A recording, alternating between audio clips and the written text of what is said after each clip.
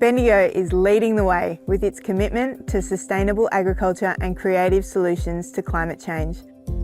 We'll be talking about sustainability. That means talking about regenerative agriculture in the food production system as we prepare for climate change. We're taking a sustainability approach towards food, and that's end of life. So the proper waste management, so looking at composting, avoiding waste to landfill.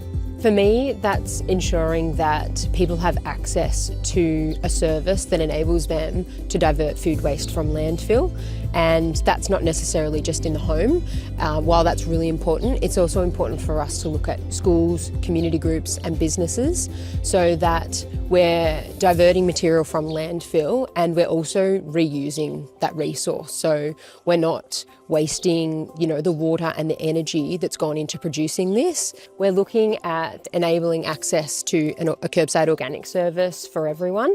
So we started with urban Bendigo and some smaller townships, and now we are looking to expand that to the rest of Greater Bendigo so that residents have access to a curbside collection.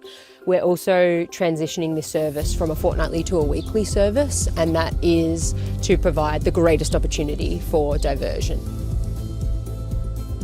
We have been running a project called Circular Greater Bendigo, and this is all about finding different ways to provide local circular solutions. What we currently see now is in a line, it's linear. So we're producing something and then it's ending up in landfill.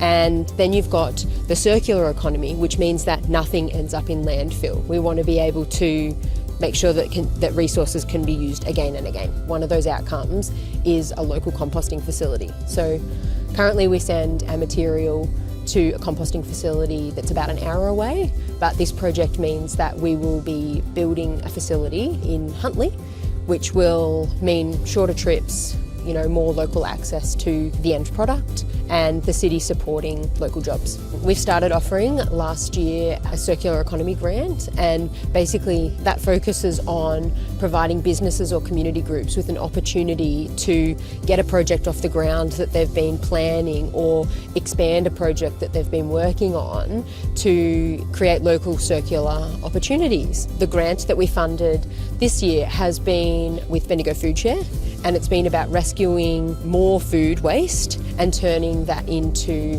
meals for people that are in need. This food is recovered, it's cooked, and then it's turned into frozen meals that can then be used in food relief. It really focuses on community, but it also focuses on getting more material out of landfill.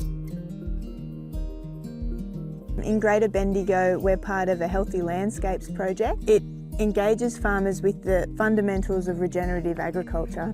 Regenerative agriculture is a form of agriculture where we're prioritising the soil health over everything else. What we're wanting to do is keep a ground cover that protects the soil base and it provides a home for all of your microbes underneath, and we are wanting to incorporate animals into the system as well. What regenerative agriculture encourages us to do is to break our paddocks apart and move our animals constantly so they're not always coming back and preferentially eating the best tasty grasses that they really like to eat and leaving the weeds that they don't like to eat because they don't taste as good and they're not getting any value. If you continue to leave your animals in a large space like that, you'll end up with lots more weeds and less of the tasty grasses because they've eaten them all.